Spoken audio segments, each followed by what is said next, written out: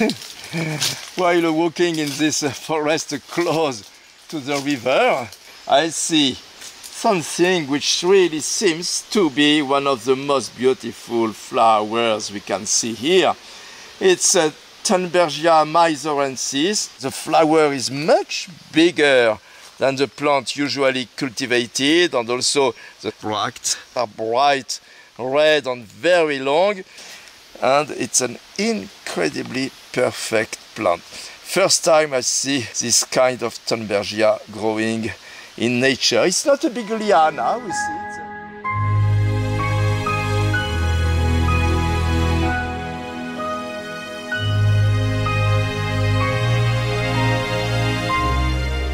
So here we see the beautiful inflorescence of a Siphonochilus. We did see in Katavi a species with dark purple label in savanna. And here we see it's a species with bright pink flowers, and it has much wider leaves actually, and the venation is much more prominent in this species. So this is a forest species and not at all a savanna species. The most common is Siphonochilus kirkii.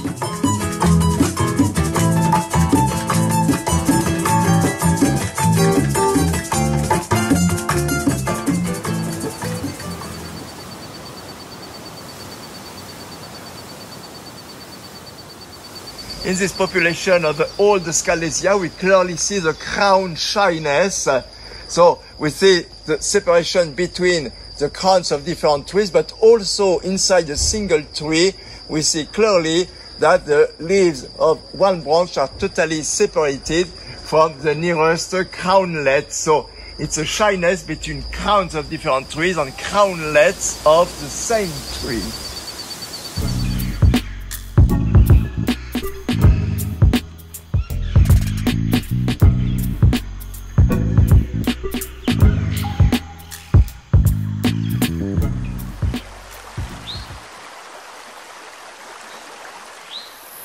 We see this fern, we see the old fronds, but here we see the young frond totally protected by a mucilaginous jelly at the younger part of the frond. Of course, it's a protection against insects, especially predatory insects.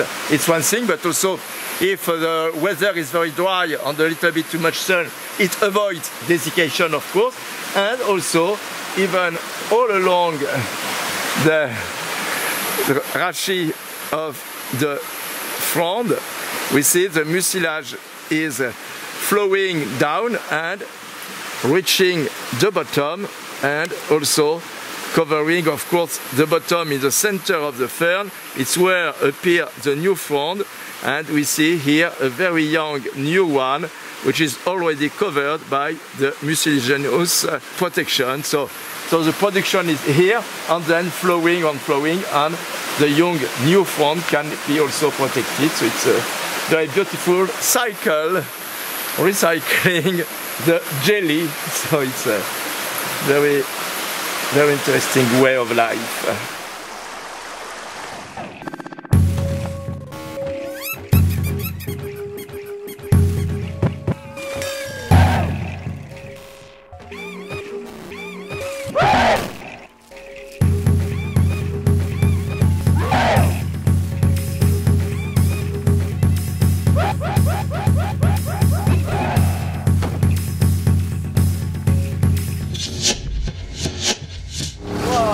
Mucuna benetiti. Wow. Incredible sight for a botanist. This is the flame of the forest. It's a Mucuna benetiti. We know it in all tropical gardens, but here we see it growing wild along the river. Wow. This climbing plant, it's a member, of course, of the Leguminosae, Papilionaceae. We see the leaves, Siphonochilus leaves. And here we see the inflorescence. Here it's growing along the banks of the river, but it can also climb on the trees inside the forest and reach the canopy. So it is very adaptable actually, both to wet areas and not so wet areas. But here it's very interesting because along the river it's very easy to see, and we are lucky because it's flowering now. It's the end of the rainy season. Usually we are waiting for these flowers in the dry season, but now it's the end of the rainy season. We see this perfectly flowering and creating all these hanging curtains of leaves.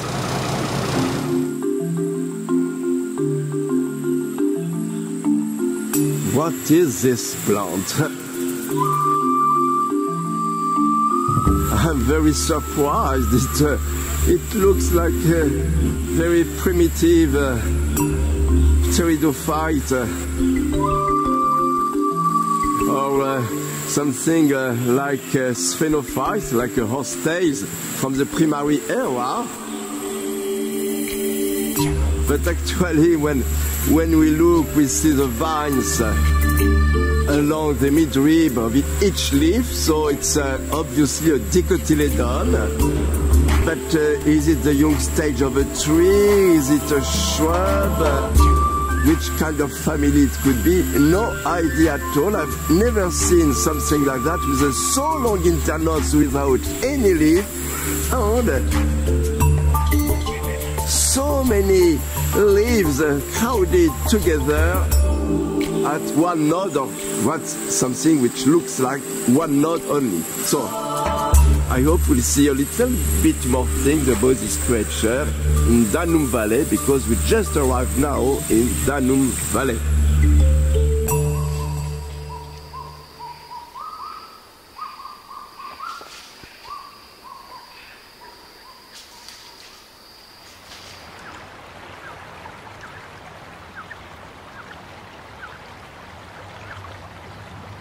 Along this small river flowing to the direction of the Chute de la Madeleine, we see a very beautiful population of the famous bois bouchon. It's a conifer, a podocarpacea, and it is Retrophyllum minus, so growing always along the river. They are small, but actually they are very old. Here we see how old they are when we see these trunks, very old trunks, and growing totally like a bonsai. We can see the small leaves, which are quite typical of a Podocarpus family leaves. It's not really needles, it's really like a narrow leaves, and we can see Retrophyllum, which is very, very old. We can see the base, the black base of the trunk, which has many contortions. So each individual of Retrophyllum has a different shape. So it's each of them is a kind of natural artistic work.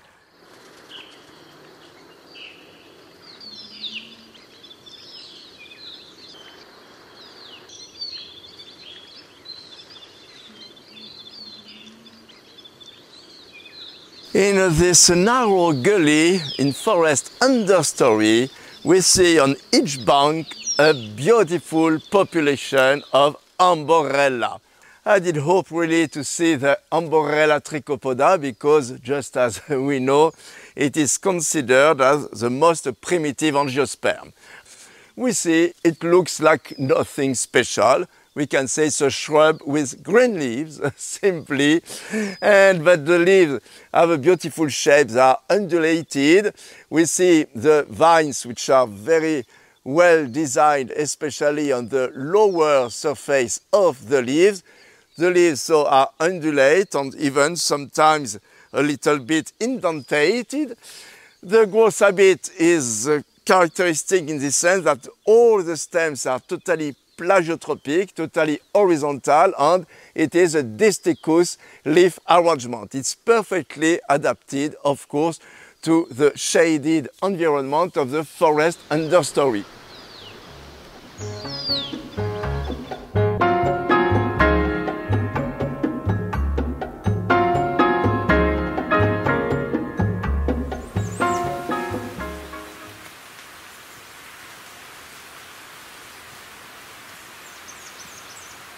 Actually, I think that this Psychotria, I think it was Pepygiana, but Actually, it's very branched and it has quite small bracts, many inflorescences, so I think it's related, but probably another species than the common one in all Amazonia.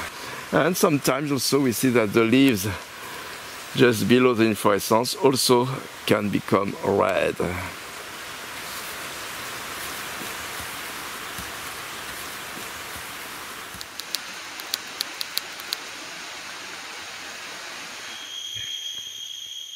Pterizanthes, it's of the grape family. It's also the same family as the Tetrastigma, which are the host plant for the Rafflesia. But this is a small liana, but when we look at the inflorescence, it's incredible. We have this swollen, flattened axis, and we see all the female flowers inside the axis, the little protuberances, and male flowers are at the end of these stalks, and we see the fruits which are beginning to ripe but not yet fully ripe. They will become probably black because the axis is red, so probably the fruits will become black. Wow, incredible.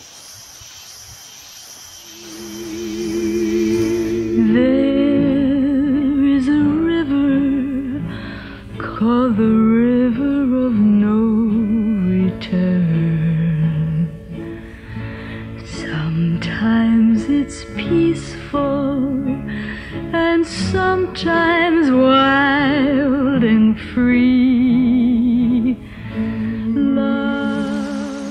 So on these rocks we can understand most of the life history traits of this Podostemaceae, the endemic Macarenia clavigera. Macarenia from the name of the mountain, the Sierra Macarenia National Park. We see it is totally oppressed to the rock and emerges at the base all the flowers.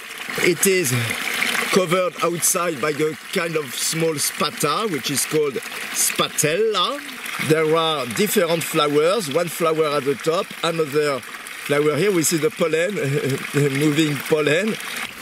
And we see clearly the stamens, the pistil at the end, so obviously it is a flowering plant and not at all an alga.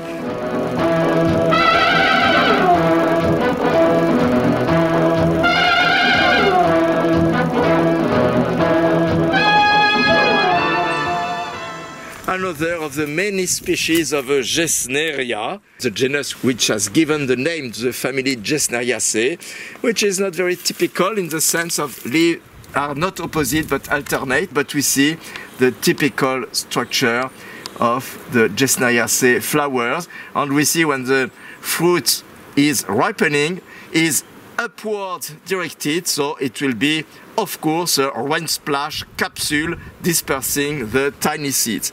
Dispersal on a very narrow surface. Of course we have very strong endemism, so it's why we have so many species of Gesneria in Cuba. Most of them love the karst formation.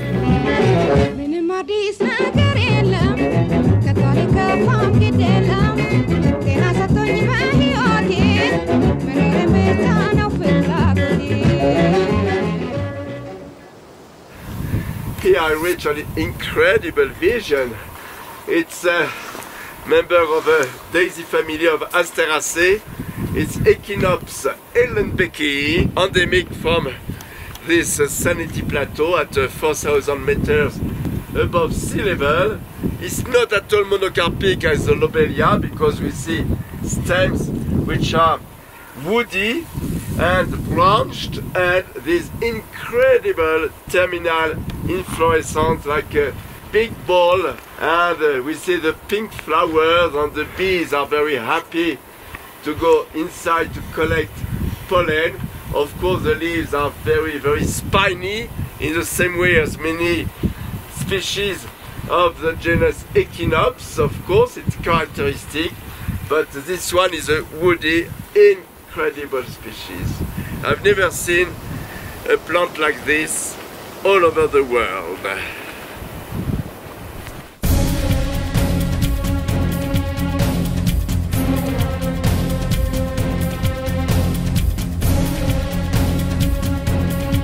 very beautiful Passiflora. I did think at the beginning it was Passiflora coriacea, but I did think that the leaves were a little bit strange compared to what I did know from Passiflora coriacea. Finally, while checking and with the help of a friend, Thomas Evermans, actually it's not Passiflora coriacea, but a newly described species since about 20 years with a very difficult name, Passiflora chickzots. Chickzots, it's a very special name. Actually, it's an opposition name. It's not at all Latin nor even Latina. It means a bat in Maya language. So, of course, we see that the shape of the blade is really like a bat. So, Passiflora chickzots, which is a small species climbing. I should like to see the flowers because the flowers are small, but they seem to be beautiful, but maybe we'll never see them.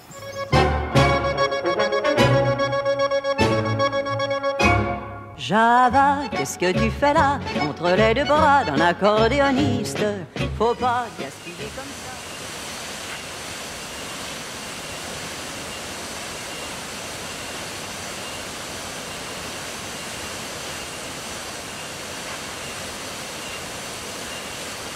At the bottom of the waterfall, all the rocks are covered by a big leaf, the huge species of Elatostema.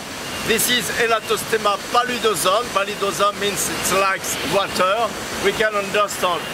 Under the spray of the waterfall, the leaves are totally wet, permanently wet whenever the season.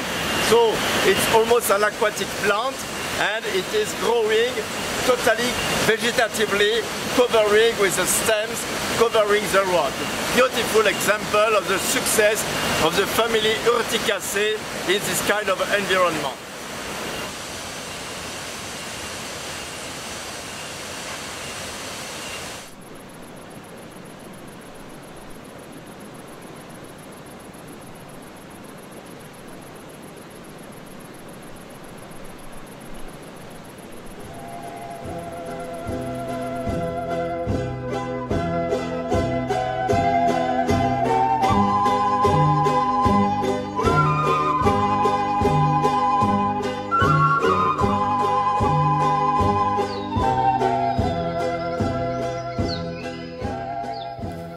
Fuchsia is, of course, not only Andean, but it's in the Andes that the diversification is at the maximum. This one is one of the most common species at around 2,500 meters elevation. It's Fuchsia boliviana. We are in Peru, but the specific name is boliviana. It's a very beautiful species. Fruits are edible, and it has a long period of flowering because, just as we can see here, the inflorescence has a long axis and produces again and again new flowers.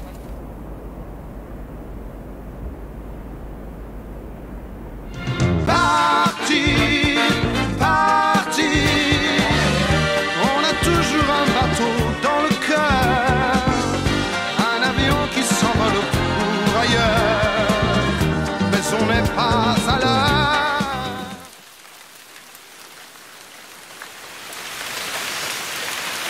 This is the very strange root cap, the protective root cap of the young stilt root of the huge Pandanus, and it's incredibly tired in many narrow elements, quite yellow, and we see that actually they are progressively decaying and disappearing, protecting in a very efficient way the growing tip of the root.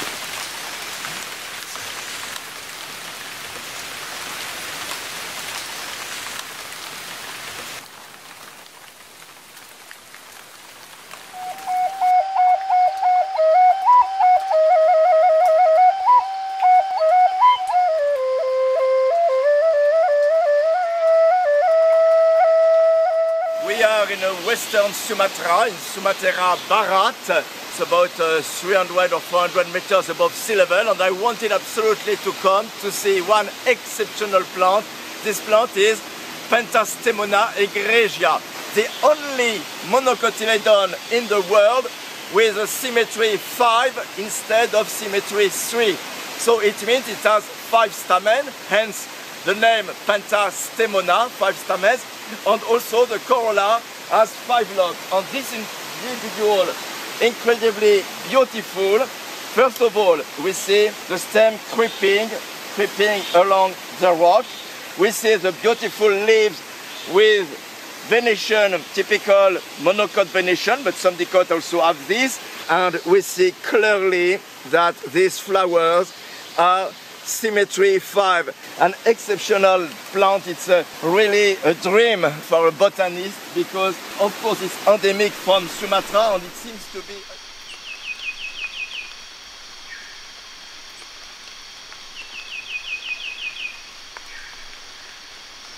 Here on this slope in the Manusela National Park, I see a Medinilla with big leaves where there is a perfect venation we know in the Medinilla. But what is incredibly beautiful is this inflorescence.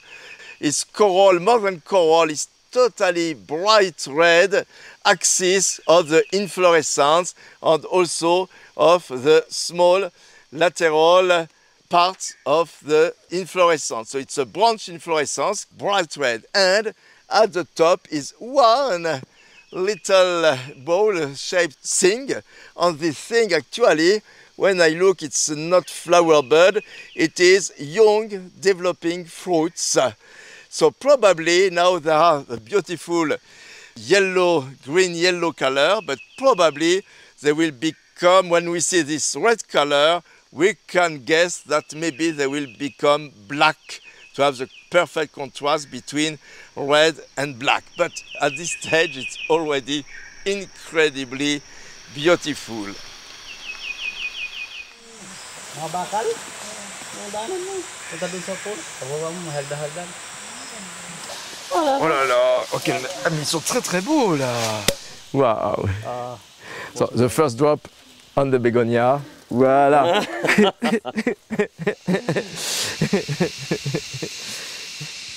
il est black celui-là. Hein. On peut vraiment dire qu'avec ou sans flash, il est noir. Voilà le petit blanc, Bégonia blanqui. Et il y a un nombre de formes étonnants. Pour moi, le vert, il n'y en avait qu'une forme. En fait, même dans les verts, il y en a qui sont à revers vert en dessous. Il y en a qui sont à revers rouge en dessous. Le pied qui est ici est à revers rouge. Et le pied qui est ici est à revers vert. Et donc deux formes. Une ici, dont je ne me souvenais pas, qui est surtout à nervure argentée un peu. Hein, qui est marron pâle. Revers rouge aussi. Un peu bronze. Il est très très beau celui-là. Donc ça fait 4 formes déjà. Celui-là très foncé, on va pas dire noir, mais très foncé quand même. Oui, mais il y a encore plus noir.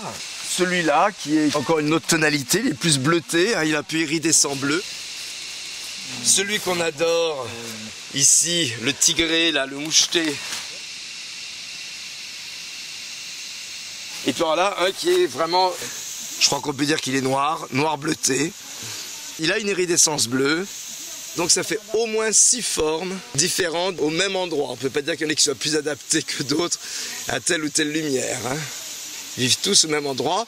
Je suis content parce que cette population est plutôt plus belle que quand on l'a vue il y a 3 ans.